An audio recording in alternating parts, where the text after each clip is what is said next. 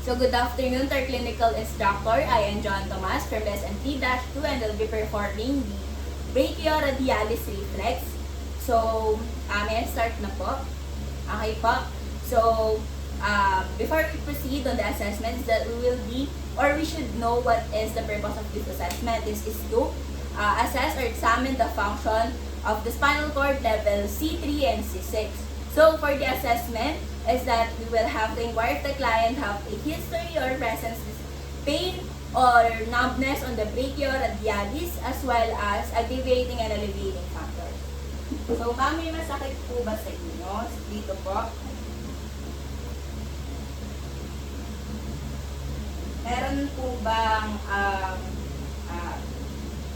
pamamanhead? Meron po ba kayong nag-exercise po ba kayo? Nagbubuhat? Nag-gym?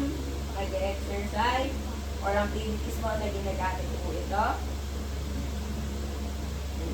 So after we done the assessment is that we will now be proceeding on the planning. So we have to prepare the client. So as you can see, the client is well groomed as well as we have to prepare the materials to be used. So for the materials to be used in this assessment, I'll be improvising the percussion hammer with a hammer. And then right after that is that we will be proceeding on the procedure itself. So we have to explain to the client what they're going to do, why is it necessary, and how the client will cooperate on our procedure, as well as we have to discuss to the client how the results will be used for further treatment or plan of care. So, good afternoon po ma'am. Ako po si John Tomas, student nurse po ako sa Lucena University of the Philippines. Magiging nurse niyo po ako from 2 p.m. hanggang 6 p.m. po ng gabi. Okay po, or hanggang 10 p.m. po ng gabi. So, ang gagawin po natin is yung brachioradialis reflex. So, pag sinabi po natin brachioradialis, so brachio, ito po yung braso natin, and yung radialis, dito po pinapalpate yung pulso po natin. Okay po? So, i-assess po natin yon para po malaman natin kung may abnormalities po dun sa part po na yon. Dito po. So, pag pinagsama po sila brachio, tapos radialis. So, don't worry ma'am, kung may abnormal naman po doon is i-report po natin sa physician yon para ma-prevent po natin or ma-detect po natin kung may any abnormalities pa po regarding doon. Okay po?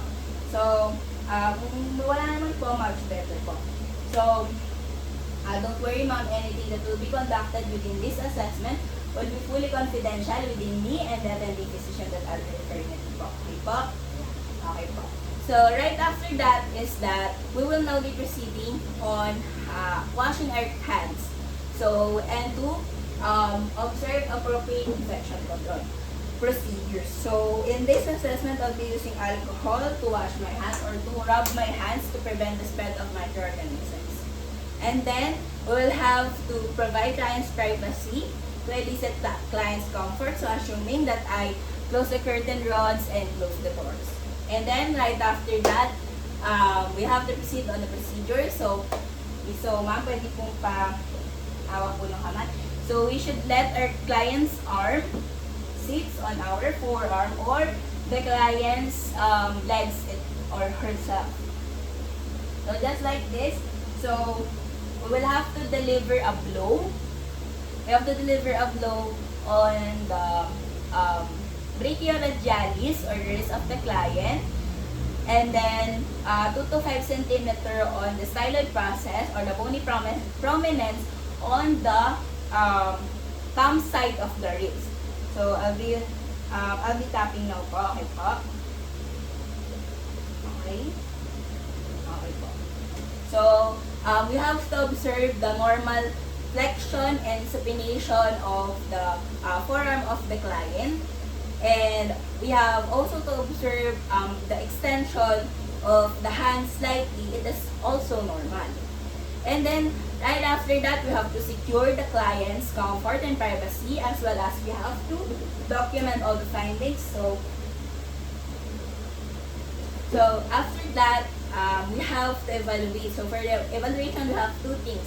So number 1 is to follow all the detailed procedures on and describe the reflex responses based on the scaling for grading or scale for grading reflex responses, as well as we have to report any deviations from normal to the physician.